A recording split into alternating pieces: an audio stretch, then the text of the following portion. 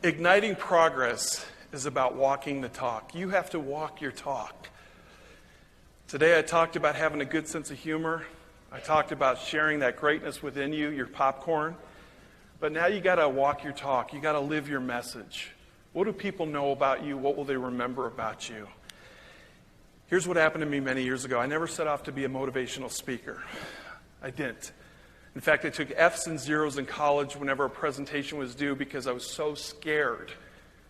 And life, the magic never happens in the comfort zone. It happens when we step out. And I was so scared. I actually saw somebody faint during a speech. They hit their head on a desk and passed out. It was one of my friends.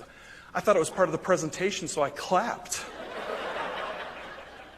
They had to call an ambulance to come get him. I poured water on his pants and said, "You peed your pants when you passed out."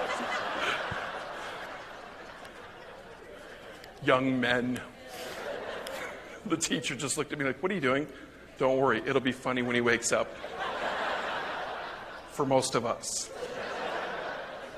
But I started by teaching Sunday school, and I fell in love with encouraging people and reaching out to people in my community and sharing a great message. And I believe all of us can do that together. But you know, it's one thing to talk the talk, it's another thing to live it. And I think life gives us plenty of opportunities to live our message every day. I mean, things happen that test our attitude every day. In fact, I painted up 20 eagles for a client who wanted to give them away as gifts. And I spent, I don't know, like 2 weeks working on them. And I had them out in the garage. And I had them all laid out. I was taking pictures. And then my 2-year-old came out. And with a 2-year-old, if you turn for a second, the world changes. And I was doing something. And it was just for a second. And in that 1 second, I heard a 2-year-old say, "Ta-da!"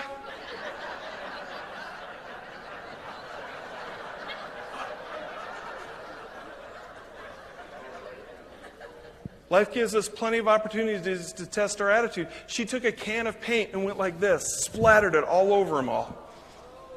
Because that's what I do sometimes. I'll splatter paint on some of my pictures. And she looks at me with those big blue eyes and she goes, "So, what do you think?"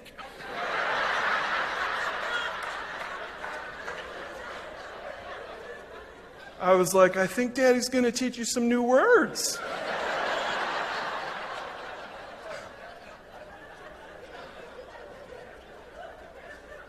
Life will give us many of those opportunities to reveal what our attitude's about.